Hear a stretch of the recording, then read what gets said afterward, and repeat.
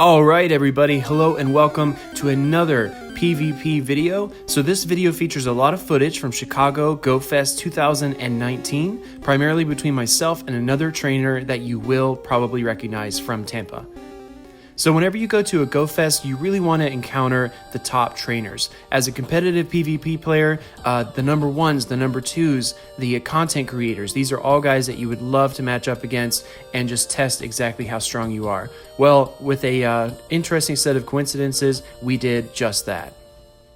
So I wanted to make sure I brought my strongest to the battle arena. Wait. Okay, there we go. So I'm going to run Gallade, Azumarill, and Alolan Marowak.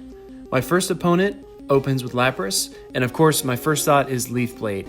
As long as Gallade can get to the Leaf Blade and avoid any kind of major damage from an Ice Beam or a Blizzard, I think I'll be okay.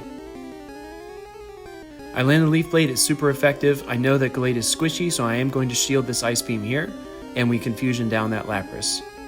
I have another Leaf Blade ready, and out comes Poliwrath. She learned from the last time and shields the Leaf Blade, but again, I have got another one in the bank. She uses her second shield on Poliwrath, but those confusions are really putting in work. Gallade is doing a great job, so I'm going to let it fall here. Next, I bring out Azumarill. I know that Azumarill is going to resist pretty much anything that Poliwrath can throw at me, so I'm just going to bubble it down and farm energy. She's got no shields, I've got two charge moves, and out comes a Dark-type Tyranitar. So I hit it with the Play Rough, super effective damage. One more bubble seals the deal.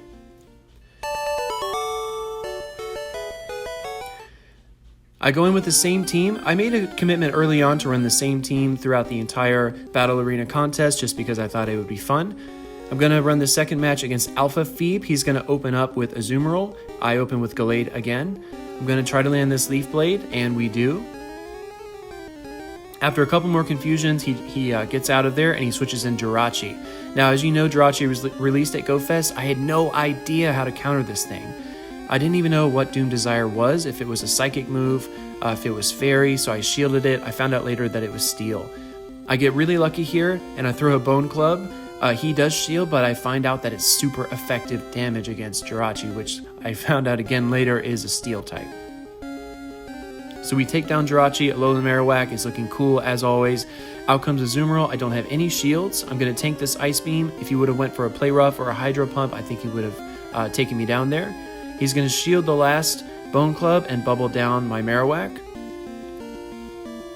I choose to go here with the Mirror Match because I know I can tank whatever comes out next. I'm going to bubble down that Azumarill, and out comes Defense Deoxys. Now, I actually don't have a Defense Deoxys of my own, and I wasn't exactly sure how to counter it, but after this Go Stadium Open tournament, I'm really strongly considering adding one to my team. I know the fairy damage will do well against Deoxys, but he is going to take this right down to the wire. Out comes a Thunderbolt, Azumarill is barely standing, and I'm just able to get to an Ice Beam. So we take round 2. Now, as I'm walking over to the stage for round 3, I notice a very familiar face. Guys, you won't believe it. Out of the thousands of people at the park, the one person I end up playing for the semifinals is the world champion. Again, I'm sticking with my commitment to run the same team, but I know that I'm in for a heck of a battle. He leads with Defense Deoxys. Again, I don't really have a strong counter for it, and because of my focus on the cups and not freestyle, I haven't really prepared. He's going to unleash a Psycho Boost. I'm going to switch out. I know the Ghost typing will do okay, but it will switch lock me, and unfortunately he brings out Umbreon. That Bone Club barely tickles. As you can tell, I can't really do anything against this Umbreon at this point. I'm not going to sacrifice any shields on Marowak and just bide my time.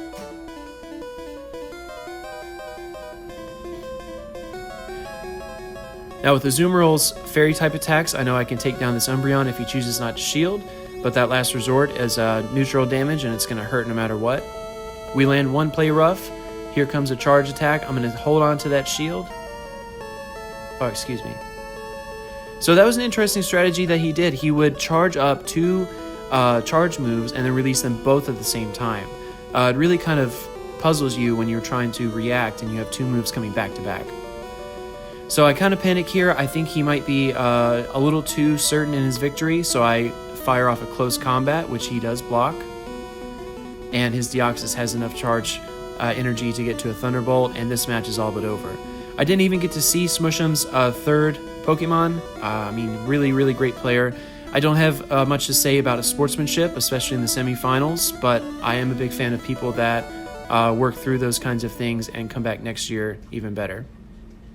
All right, everybody, things only get cooler from here. Can you feel it? Winter is coming. So Lyndon takes on HouseStark in a Rainbow Cup format. He opens Shiny Flex Fortress against HouseStark's Lantern. So this Lantern is a water gun lantern and is doing some damage against that fortress. Lyndon gets off the Heavy Slam and a Thunderbolt comes in return. So he switches out of Fortress and goes into Quag. HouseStark switches in turn into Venusaur. Lyndon's going to fire off this Stone Edge, and he actually lands it on the Venusaur, which is really good for him. Venusaur gets up that energy, but Lyndon's also really close to another Stone Edge, so he decides to shield the Quag and fire off that second Stone Edge. Venusaur goes down, and HouseStark thinks things over for a minute. Out comes Lantern. At the last second, he's able to get to an Earthquake, burning HouseStark's last shield. Going with Venusaur here, HouseStark fires off a Thunderbolt and immediately bails out a Lantern. He switches into Charizard. Lyndon goes for the farm. He shields up his Venusaur because he knows it's so close to a Sludge Bomb, which he gets off right away. Things are not looking good though, because he's got a very weak Venusaur, a very weak Fortress, and Charizard's able to burn them down with Fire Spin.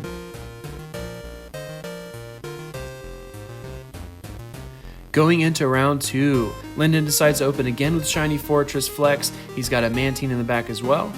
HouseStark is going to open with Quagsire. Those Bug Bites are really putting in work, but Lyndon is very well aware of the Earthquake threat from Quagsire. He fires off a Rock Tomb, which HouseStark in turn blocks. The Earthquake comes. Lyndon bails out into his own Quag. He thinks he can get a little bit of energy stored up here, decides to shield a second Earthquake from Stark and fire off a Stone Edge after farming up just a few more mud shots. Stark decides to block it. He's got a lot invested in this Quag, and we know why, because he just got to another Earthquake. Lyndon fires off the Stone Edge. Stark is out of shields, takes down Quagsire. Out comes Fortress, but there's no time to get to the Earthquake. Switching in for Mantine here, those wing attacks are going to hurt, but his Fortress knows Rock Tomb. Mantine fires off an Aerial Ace, just going to try and chip damage, and Lyndon makes the switch into a weak Fortress, but he's able to get off one more Heavy Slam. Mantine comes back in, but Fortress was too close to that charge move. Another Rock Tomb is all but it for Mantine. We've got one more really special match for you. Lyndon also encountered the King, KiengIV. We're going to go to another Rainbow Cup format here. Just like HouseStark did in the past, he opens Charizard. Out comes Quagsire. So Lyndon's going to make the switch into Venusaur to counter King's Quag. King switches into Mantine, which is a good soft counter, but out comes a Frenzy Plant. Mantine can probably take 2 of those before it goes down, and he decides to take the first one. Lyndon's going to shield up his Venusaur because he knows he's got a lot of energy stored and he doesn't want to waste it. Out comes the second Frenzy Plant, and Mantine goes down. Here comes Fortress, the Lawnmower. Lyndon's going to try and do as much chip damage as possible. He fires off the Frenzy Plant and is hoping to get to another one, which he almost does, and he bails at the last second. He switches into Lantern, and here comes a charge move from Fortress. It's Earthquake. Lantern is able to tank it. Out comes Charizard against Fortress. He blocks the Rock Tomb. Very good move on Lyndon's part. Out comes Quag with a Stone Edge, though, and Charizard goes down. Lantern is back in, but it's very weak. It fires off a Thunderbolt, but King uses a shield to defend his Quagsire, and this match is all but over.